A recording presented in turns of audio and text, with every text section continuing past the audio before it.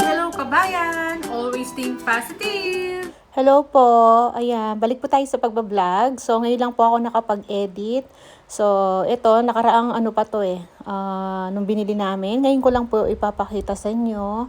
May binili po tayo uli na folding bed ni Bunso. So, papalitan natin yung binili kong una na manipis, na pansamantalang hinigaan niya. So, ngayon, nung pumunta kami ng IKEA, yan yung nabili namin.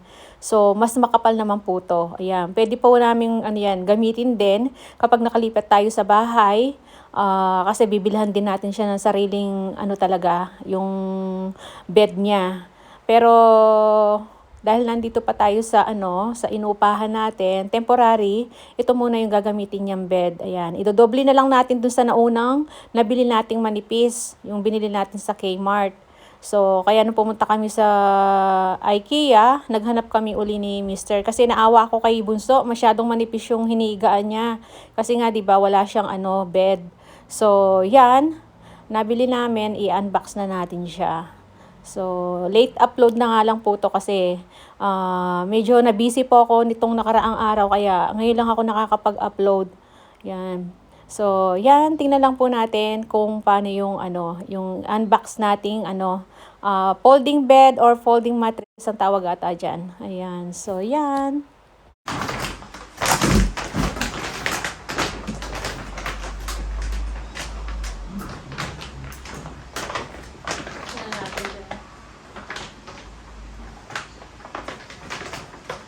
Saan ka muna? Nakalagay naman. Ayun, sabi niya mabuti. So yan, yan natin. Tinanggal ko na yung box, tinanggal na namin. Sumalagay na sa box. Naputol yung yung video. Nag-full memory ata yung isa kong cellphone. Sabihin. So ayan, tinanggal natin dito sa plastic, diba? So eto siya, oh. Apat na tupi pala siya. Ayan. 1, 2, 3, 4. So mahaba siya. Pwede na nang ipalit doon sa binili namin bed ni Pom ni Mister nung isang araw. So yeah, magagamit naman ito kapag lumipat kami, magagamit pa to kapag may bisita si panganay o kaya si Bunso. Yan, kung pag may makikitulog, pwede. Kahit naman kami magagamit din namin to. So binili namin to $120. So pwede na. Yan, maano siya, maano yung pagka-foam niya. O, diba? Higa tayo. Oh. Wow, magiging komportable na si Bunso nito. Video ako ng video kanina, hindi na pala umaandar. Kaya yan, nagpalit ako ng cellphone. Medyo malabo nga lang itong isang cellphone. Yung isang cellphone ko na full memory na naman. Ayan. Kailangan kong mag-transfer ng mga video. So, yan, Bali, 4 na tupi. Kapag hindi na niya gagamitin, pwede niyan itupi. Yan. Paano ba to? Yan, di ko alam tuloy. Yung saan? Kabila. Dito? Kung saan may... Yan? Yan. Oo, di ba? Hindi pa palang upuan Oh. Yan. Hindi siya upuan. So, yan. Iayusin natin doon sa kwarto ni Bunso. Ito na yung gagamitin niya. Yan. Pinakita namin sa kanya. Pwede pa lang maging sandal lang siya pa. Sa sandalan. Pwedeng upuan, no? Oo, ano siya. Yan, O, diba? Pwede na. Medyo at least medyo makapal siya, tsaka mataas. Kesa dun sa isa.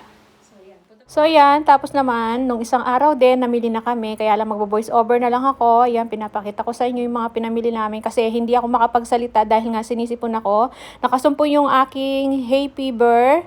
Dahil nga, bahing ako ng bahing. May allergy na talaga ako. Kaya yan, hindi ako makapagsalita dyan. So, voice over na tayo. Ayun ang mga napamili namin.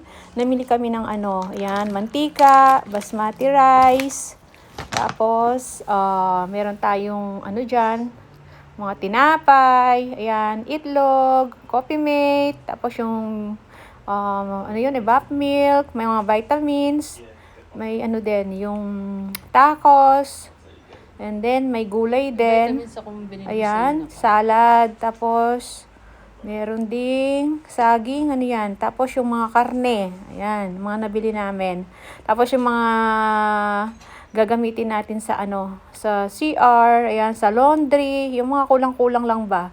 Yan ang mga binili namin ni Mr. Nung nakaraang araw. So, yan. O, diba? Yung mga gagamitin ko pa lang naman, ang mga pinamili namin ni Mr. Tapos, kapag nga nagkulang na naman, saka na naman tayo mamimili. Kasi, nag-i-start na naman tayo mag-budget para sa isang buwan. So, yan, may toilet tissue din. So, yan mga nabili namin. Nagkakahalaga yan ng $273 something. Ayan. So, yan yung unang pamimili natin sa ano, sa pagbabudget na naman natin ng isang buwan. So, paano-ano lang naman ako, weekly, namamalengke ako. Ayan. So, yan lang po yung mga napamili namin. At tapos, ito, extrang binili ko. Binilhan ko na po ng brief si Bunso. Kasi nakita ko yung mga brief niya. Naging bacon na. Sira na yung iba. So, yan, binilhan ko siya. Tapos, si Mr. kumuha rin siya ng naka-clearance na t-shirt. T-shirt tata ito o sando. Ayan. Naka-clearance siya kaya may yellow tag na siya. Binilhan ko rin siya. Sabi ko, sige, kunin mo na yan. Kasi ako nagbayad ng mga yan Separate yan, hindi kasama sa budget natin doon sa grocery. Tapos, bumili rin ako ng shower curtain. Kasi nga, pangit na yung shower curtain natin doon sa sa laundry, sa liguan natin. Kasi nga, nag-mold na yung sa ilalim niya. Ayoko nang linisan. Kaya sabi ko, na lang, palitan. At tapos yan, si Mister, binilhan niya ako ng tsinelas. Ayan, sabi ko, wag na. $10 lang naman sabi niya, kunin mo na ako magbabayad. Siya nagbayad niyan, $10. Thank you pa. So, yan. Yan yung mga binili namin sa Kmart. So, ako nagbayad nung iba, tapos yung tsinelas si, Mister. Diba? So, yan yung mga napamili natin sa Kohl's, and then yung mga sa Kmart. At siya nga pala, eto na yung ating shower curtain, nilagay ko na. O, diba? Ganda siya, tela siya Hindi kamukha nung isa plastic yung dati. So, yan. At least, bago man tayo umalis dito, may bagong shower curtain. At siya nga pala, ito na, kinagabihan, ito yung dinner namin ni Mr. Ayan, tacos. So, nagluto ako ng mga ng yung karne, yung giniling, and then naghiwa tayo ng mga sangkap niya. Yan, may cheese, tapos and then yung mahanghang, yung sauce. Ayan, yung mga dinner namin ni Mr. Tapos yung binili namin na chicken, roasted chicken. So, yan. Yan ang dinner namin ni Mr. O, diba? No rice talaga. So, yan.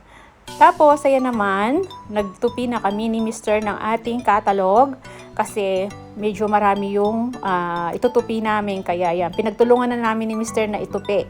Kasi nga, kumuha pa ng isang area si Mr. dahil nga available yung malapit sa amin dito. Itatry niya raw na i-deliver. Siya magdi-deliver doon sa isang area. Ako naman dito sa isang area naman. So, yan. Sayang din kasi dahil $57 ata yung sa kanya. So, yun.